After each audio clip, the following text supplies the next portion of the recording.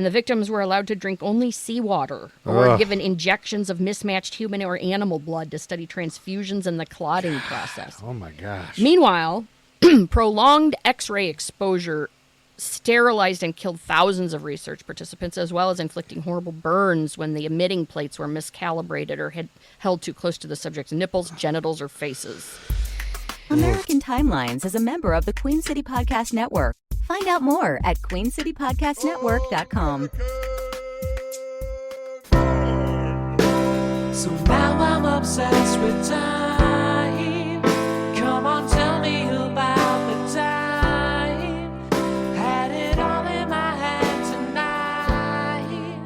Had the time of my life. When the words all come down like blues on Tuesdays come down. Welcome to another motherfucking episode of American Timelines by History for Jerks. And here's the biggest jerk of them all, Amy. Hello, everybody. I'm Amy, and that's Joe, and we're going to talk about some World War II action today. And we're not attractive. Speak for yourself. Well, Amy's attractive, but I'm not attractive. You are too. Oh, boom. She's hot for me, y'all. All right, let's move in. Let's move into it. Back, everybody. All right, yeah, we're sorry there's been a lull. There's been a lot of... I took like a month off trying to figure out what the hell we're doing. But we're back. In April, we finished April of 1943. We briefly talked about Operation Mincemeat, and I was going to do a deep dive on that later. Right. But I don't think somebody brought it to my attention that it's not really an American thing. It was more of the British. So maybe we shouldn't do it. So anyway, we'll see. There's some deep dives happening. Hunter Brain is working on some lady pilot news and things. But we're in May of 1943. This one's going to be a little bit unorthodox because Amy's going to just jump in and butt in and tell us about some awful, awful things because that's what she specializes in is terribleness. Anyway, we left off in April. We're going to pick up May. And the first thing I have is May 5th, which was a Wednesday of 1943. And I don't know if you know, but on May 5th, 1943, that Wednesday, the Vatican Secretary of State sent a request to the government of the Nazi-controlled Slovak Republic requesting the exclusion of Jews who have entered the Catholic religion from the list of persons to be deported to Nazi concentration camps. Jesus Christ. So they were trying to say, well, if they say they're Catholic, can they be saved? Right. And so the office of Prime Minister Wojtek Tuka gave its response on May 28th, pledging that converts would be kept in local concentration camps separate from other Jews. Oh, thank God. And given every opportunity to fulfill their Christian religion. But they still have to be in concentration camps. I think that's the thing that most mesmerizes me. I mean, besides the whole thing of just murdering, genocide and killing humans, is just that the ridiculous exceptions that are made at different times and just the rules to it all are depending so on weird. Which way you worship the Sky Daddy. Yeah. It doesn't make any sense. It's just our entire existence is confusing to me. Just that we are humans that are capable of this and have done these things. Yeah. Anyway, so I'm jumping to May 15th, 1943, which is a Saturday. At an air base at Carlsbad, New Mexico, Dr. Louis Pfizer, the chemist who had developed napalm, conducted the first test of the experimental bat bomb. Ooh. Have you ever heard of this? No. With a timed 0.6 ounce explosive, an explosive that is 0.6 ounces, okay, tiny explosive, attached to a Mexican free-tailed bat. Oh, poor thing. After a demonstration with dummy bombs showed that the bats would, as planned, seek shelter in buildings, Dr. Pfizer attached live explosives to 6 dormant bats for a demonstration in front of cameras. Oh, my God. But the whole idea is they go into a building and then it blows up. They park, or when you go in and land somewhere and then it blows up. But the bats woke up before detonation, then flew towards the wooden control tower, barracks, and other buildings, and set a fire that destroyed much of the base. Good. Dumb asses. Fuckers. Fucking bat bombs. That was a thing. That's ridiculous. And then on Tuesday, May 18th, possibly the greatest human ever was born. No, I shouldn't say that, because I think he killed his wife. But a wrestler was born. Jesus. James William Ryher, Jimmy Superfly Snuka. He was born on Fiji. American pro wrestler. He died in 2017. And then everybody thought he was this great guy, and then you find out later a lot of people think he killed his wife and got away with it. Oh. Yeah, so I guess he's not the greatest ever. I shouldn't have said he was the greatest ever, and I take that back. Good. Anyway, May 29th, 1943, Norman Rockwell, you'll like this one. Norman Rockwell's illustration of Rosie the Riveter was introduced. Oh, I love that. On the cover of the Memorial Day issue of the Saturday Evening Post. That's where that started. Did you know Yeah. that? Rockwell's inspiration, do you know what this was? What his inspiration was? Was it For Marilyn? Rosie the Riveter? No, it was a 1942 song written by Red Evans and John Jacob Loeb and recorded by Kay Kaiser. And the model for the painting was a 19-year-old telephone operator from Arlington, Vermont named Mary Doyle. But here is the song. He's making history, working for victory.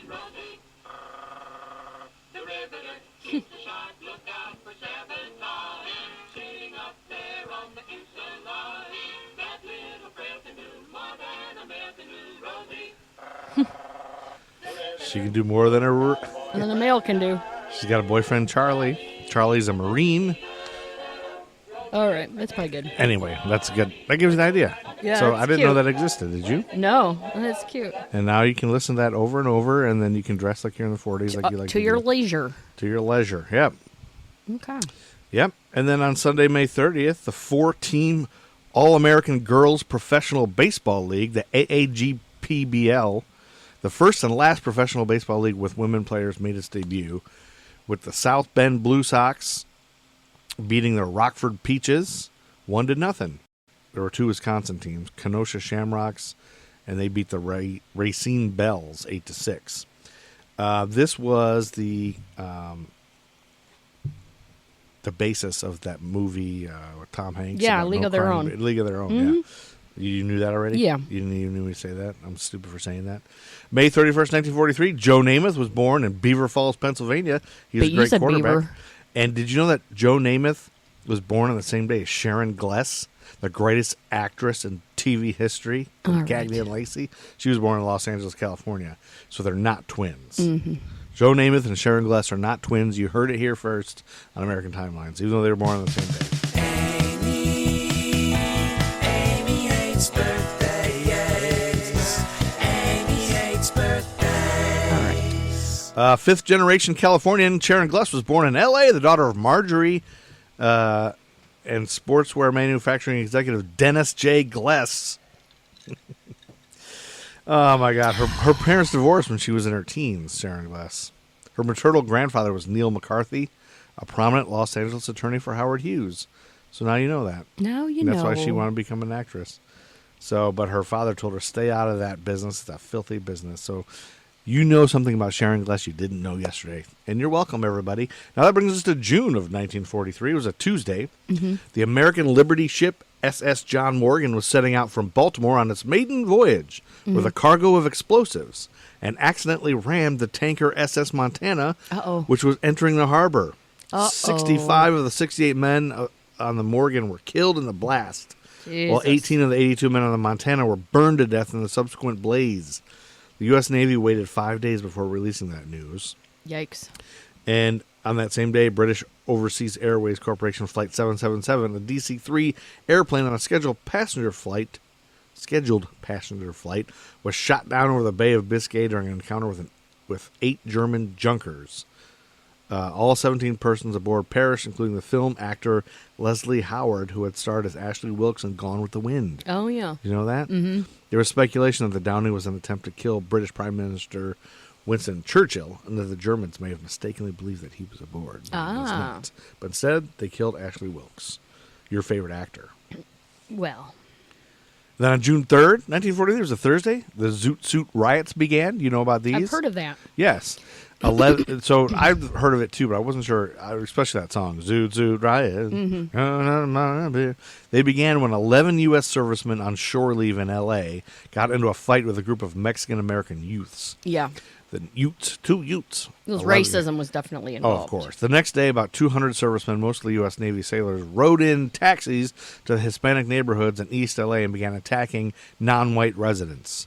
By June 7th, thousands of civilians were involved in the fighting. The U.S. Navy and U.S. Army barred military personnel from venturing into downtown L.A. to end the riots. So that's how terrible. That's what those happened. It was fucking racist. Everybody's racist. Everybody's racist. Inventor Robert Hurley filed a patent application that same day for the pocket protector. Designed for carrying ink pens in shirt pockets, Hurley would be awarded U.S. patent number 2417786 on March 18, 1947. You don't see a lot of those for anymore. his pocket shield or pocket protector. Yeah, nobody does that You anymore. know you're a nerd if you wear a pocket protector. Or why do only nerds wear those? Well, only you have a lot nerds of care about their pens. pockets?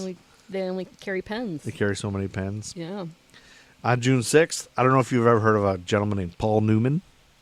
Yes. But June 6th of 1943, Paul Newman was an Ohio University student, and he had enlisted in the U.S. Navy 4 days before his 18th birthday, and he was called up for active duty. The future Oscar-winning film actor, nicknamed Gus, enrolled in the pilot training program, but was soon kicked out. You want to know why he was kicked out? Why? Because it was discovered that he was colorblind.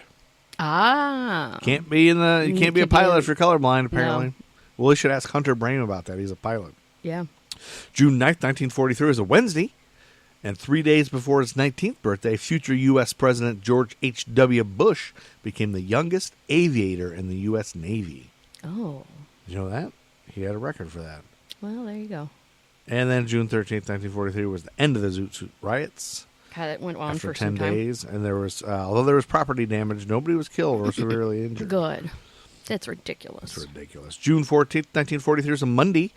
In the case of West Virginia State Board of Education versus Barnett, Flag Day in the United States, the U.S. Supreme Court ruled 6-3 that school children could not be required to pledge allegiance to or salute the American flag if it violated their religious beliefs.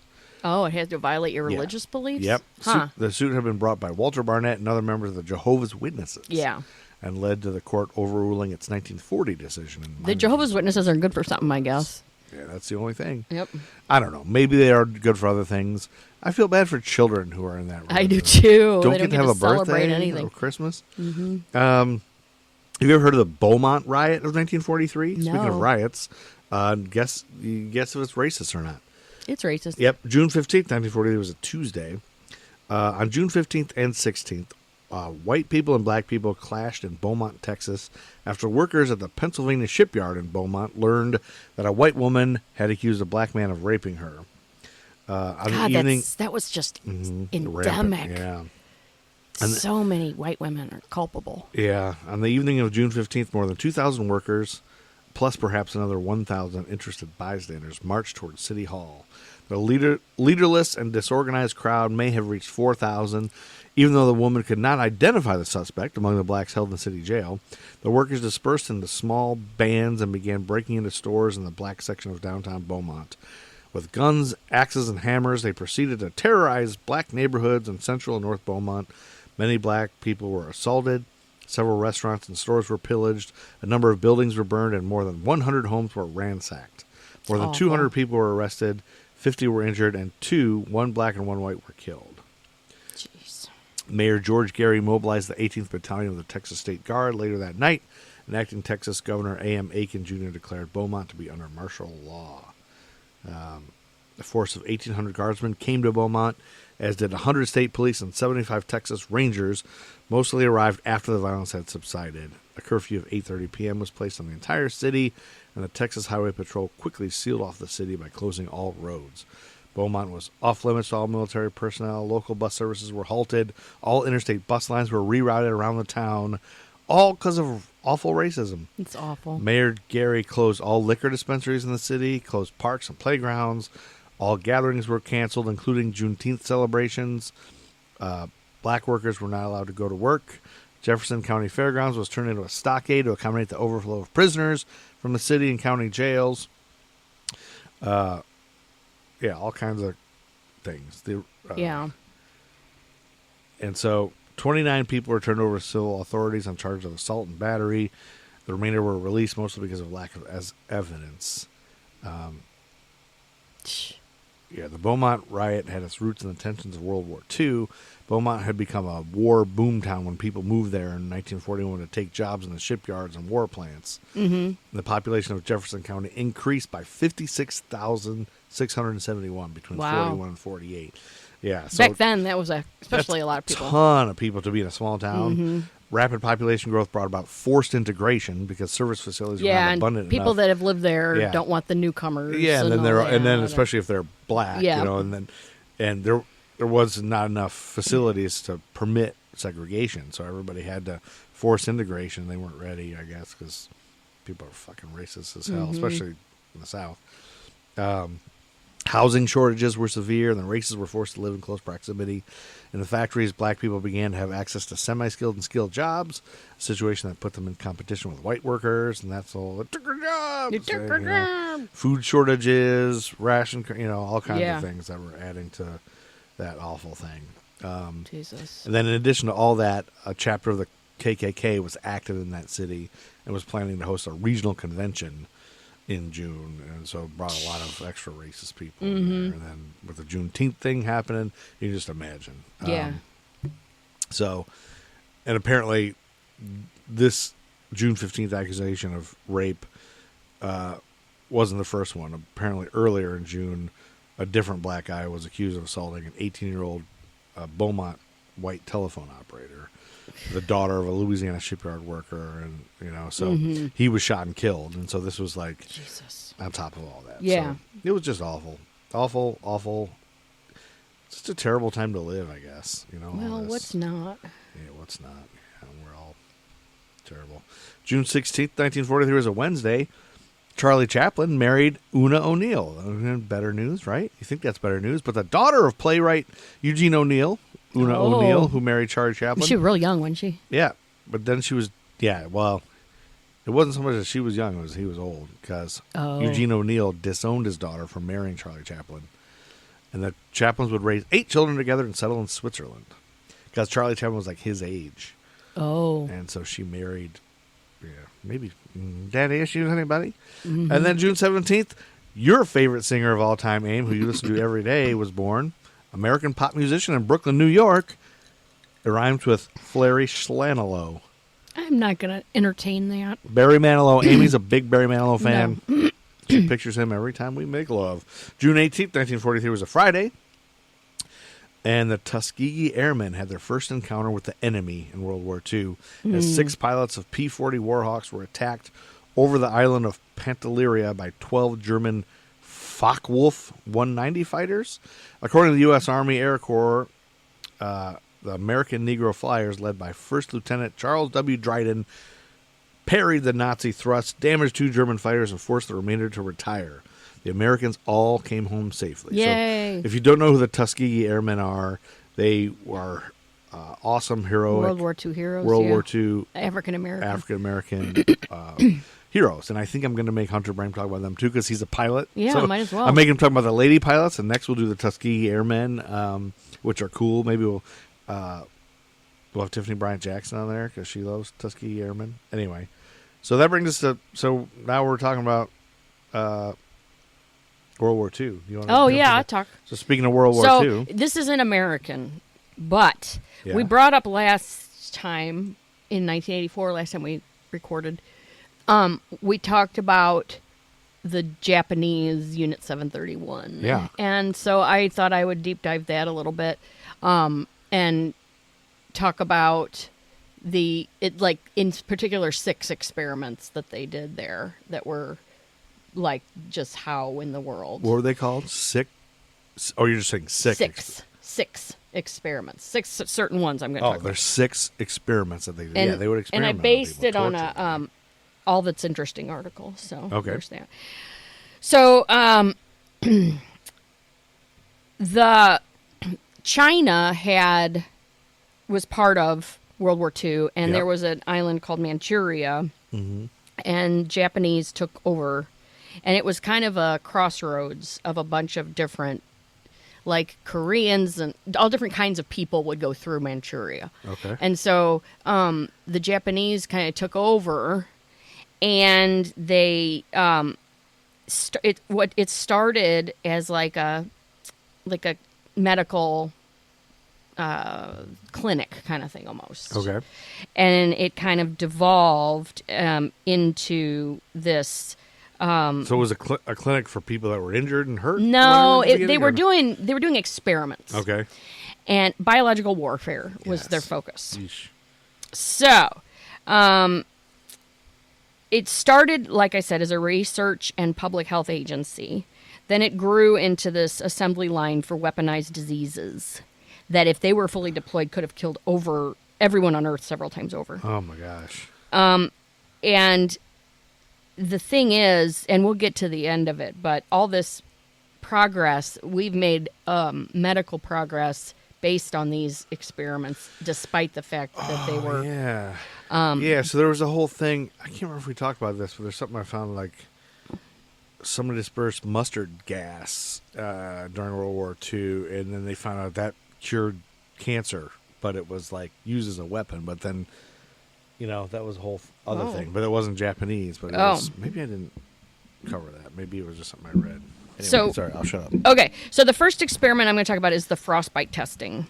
Yoshimura Hisato. Oh, frostbite testing. Okay. He was a physiologist assigned to Yeah. Unit 731. He wanted to research hypothermia. Okay. And so he routinely submerged captives' limbs in a tub of water filled with ice and then had them held until the arm or leg had frozen solid and a coat of ice had formed over the skin. According to one eyewitness account, the limbs made a sound like a plank of wood when struck with a cane. Oh, my gosh. Then, And they're still attached to them? They're alive? Oh, yeah, and they're alive and everything. And no pain management or anything. And so then he tried different methods for rapid rewarming of the frozen appendage. Sometimes he would douse the limb with hot water. Sometimes he would hold it close to an open fire. Other times leave the subject... Just to see what happens? Yeah. Other times he would leave the subject untreated overnight to see how long it took for their own blood to thaw it out. So we did learn, though, a lot about frostbite from these experiments. Okay, we as the U.S. As a people, yeah, I guess you would say. Another experiment was vivisection of conscious captives. So a vivisection is like an operation where you cut somebody open. Yeah. But these people were not unconscious, and they were not anesthetized at all. Can you imagine? They were investigating the effects of disease and injury on the fighting ability of an armed force. One of the elements of the unit, called Maruta, took this research a little further than the usual bounds of medical ethics by observing injuries and the course of disease on living patients. So at first, these patients were volunteers from the ranks of the Army, but as the experiments reached the limits of what could be non-invasively observed, and as the supply of volunteers dried up, they turned to the study of Chinese POWs and civilian captives. Oh, man. And as the concept of consent went out the window, so did the restraint of the researchers. It was around this time that Unit 731 began referring to confined research subjects as logs, or maruta in Japanese. Oh, man.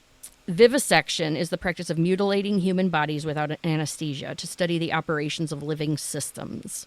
Thousands of men and women, mostly Chinese communist captives, as well as children and elderly farmers, were infected with diseases like cholera and the plague, then had their organs removed for examination before they died in order to study the effects of the disease without the decomposition that occurs after death. Oh, my gosh.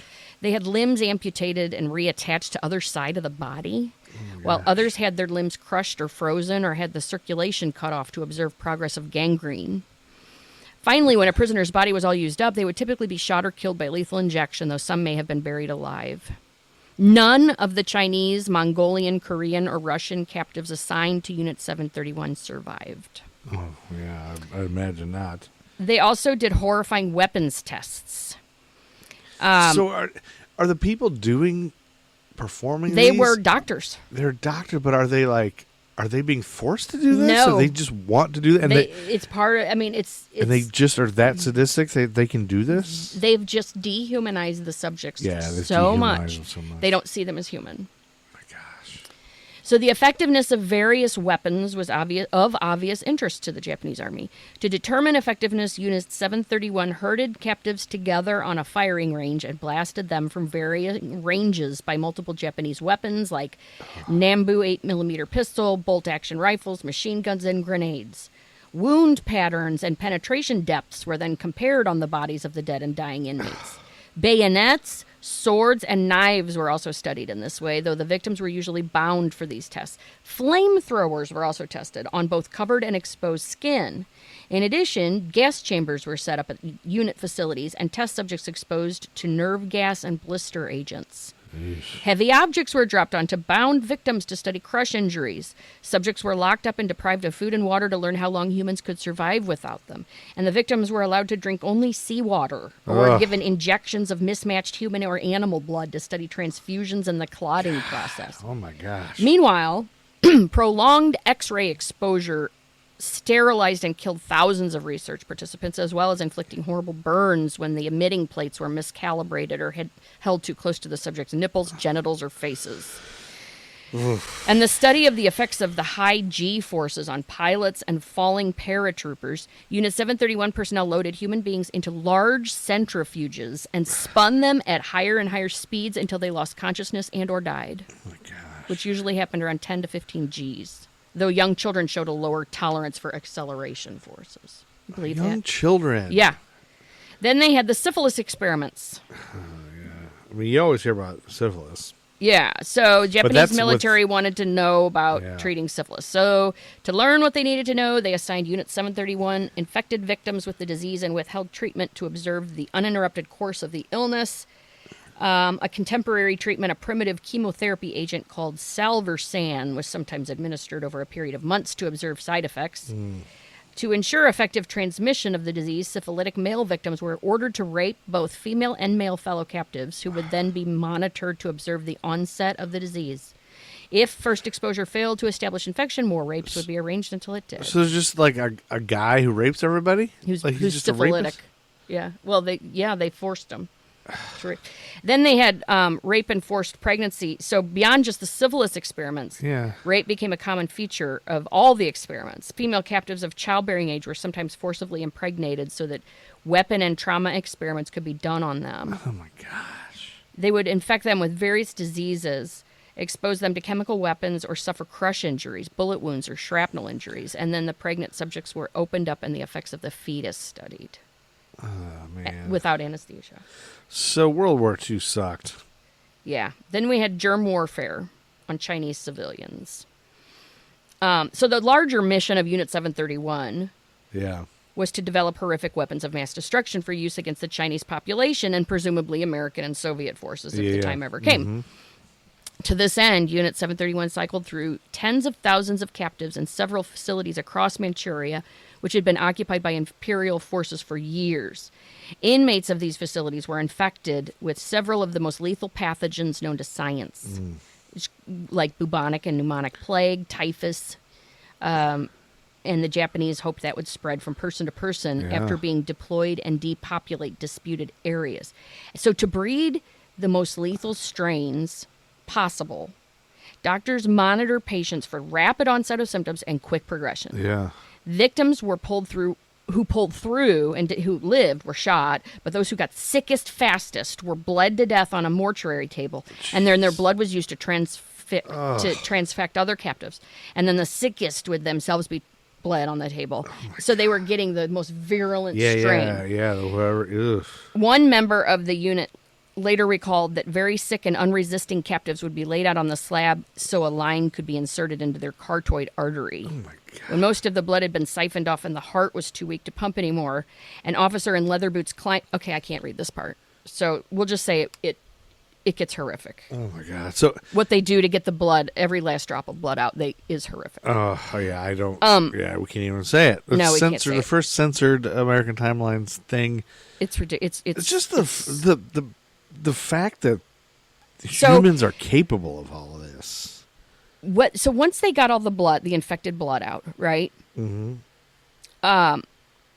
So when that had been bred to what was felt to be a sufficiently lethal caliber, The last generation of victims to be infected were exposed to huge numbers of fleas because the bubonic plague's preferred vector of contagion is fleas. Fleas pass along Then real fast. they packed the fleas in dust and sealed them inside clay bomb casings. Oh my gosh, And a they- flea bomb. And they bombed, they bombed Infected Chinese village of... disease-infected fleas. I don't know how to say the Chinese village's name, but Yeah. they bombed a Chinese village. Witnesses to the raid recall a fine reddish dust settling on surfaces all over town, followed by a rash of painful flea bites that afflicted nearly everyone. From contemporary accounts, it is known that more than 2,000 civilians died of plague following this attack, and that another 1,000 or so died in nearby Yiwu after the plague was carried there by sick railway workers. Oh my God. Other attacks using anthrax killed approximately 6,000 more people in the area. So then, a few years later, as the war was nearing its end, Japan likewise planned to bomb America with plague-ridden fleas, but never got the chance. I know. So I think about like with Pearl Harbor and all that, like we're lucky. Yeah. No, they're lucky that it wasn't this. It type wasn't of thing biological kind of yet, stuff. or, In August 1945, after Hiroshima and Nagasaki had both been bombed, the Soviet army had invaded Manchuria and utterly annihilated the Japanese army, and the emperor read his infamous surrender declaration over the radio. Unit 731 was officially disbanded. Its records were mostly burned, destroying any useful information the team had managed to generate in 13 years of research. Researchers mostly slipped back into civilian life in occupied Japan as if nothing had ever happened. Many of them became prominent members of university faculty. my goodness. To this day, Japan has not apologized for, and China has not forgiven the countless atrocities Japanese forces visited upon Chinese between 1931 and 1945 during the Second Sino-Japanese War and beyond. As the last witnesses to the history grow old and die, it's possible the matter will never be addressed again. And the thing is, America was, and in order to make sure that it didn't get into the wrong hands, they didn't want the Soviets to get the research. So America purchased a lot of it from these people. And they became like celebrated doctors and stuff. Nice. And nobody was ever punished. It's insane. That's insane. I mean, you told me it was insane. Yeah. But that's insane. Yeah. I mean, just the fact that people are capable of doing yes. that to each other, or like to other humans. But like you said, you must have to dehumanize people. I mean, all you don't of this, see them like as all human. Of World War II. Yeah. Like what Hitler did, obviously, what Nazis did, you know. Yeah. All these things you have to. I think in war in general, to fight in a war, you have to. You have to see the enemy as human. They have not to be. human, They can't be human. But I just keep hoping that we've evolved since then, you know. But it's weird. It doesn't seem like it. It doesn't seem like it. No. In some ways, I think a lot of people. I think there's a lot of people that don't see other people as human. Yeah, it's easy for them to just dehumanize them and say they're wrong and awful and vote against them and they're evil. And it's easier that way to hate. Right. If they're not human. Like the way some people view immigrants. Mm-hmm. Yeah. You know, it's awful. Anyway. And I mean, a lot of people do that. It's easier to hate someone if you think they're awful, awful humans, mm-hmm. or if they're not human. Well, we were in June, and more hatred. June 20th, 1943, a fistfight at the crowded Bell Island Park in Detroit, Michigan, erupted into a riot between white and black residents of the fourth largest city in the U.S. Over 3 days, 34 people were killed and 760 people injured before federal troops were sent in to restore the peace. This was the 1943 Detroit Race Riot. It occurred in a period of dramatic population increase and social tensions associated with the military buildup of the U.S. participation in World War II, as Detroit's automotive industry was converted to the war effort. Existing social tensions and housing shortages, again, were part of this, exacerbated by racist feelings about the arrival of nearly 400,000 migrants, both African-American and white Southerners from the southeastern U.S. between 41 and 43, The migrants competed for space and jobs against the city's residents as well as against European immigrants and their descendants. The riot escalated after a false rumor spread that a mob of whites had thrown a black mother and her baby into the Detroit River. Black people looted and destroyed white property as retaliation. White people overran Woodward to Viren, where they proceeded to violently attack black community members and tip over 20 cars that belonged to black families. Mm-hmm. The Detroit riot was one of 5 that summer. It followed others in New York City, L.A., Beaumont, Texas, that we talked about, Mobile, Alabama. Just a scary time. I mean, scary. Yeah. The world was fucked up. Mm-hmm. And on June 21st, 1943, to exacerbate all of this, the NFL approved the temporary merger of the Philadelphia Eagles and the Pittsburgh Steelers into a single franchise, officially called the Phil-Pitt Steagles. No. Which we talked about. Yeah, it really was. They became the Phil-Pitt Steagles. That's ridiculous. And the press called them that. At the same time, the NFL owners declined to let the Bears and Cardinals merge for the season. Mainly because they didn't want to call them the Cares or the Bardinals. I guess is why they said no.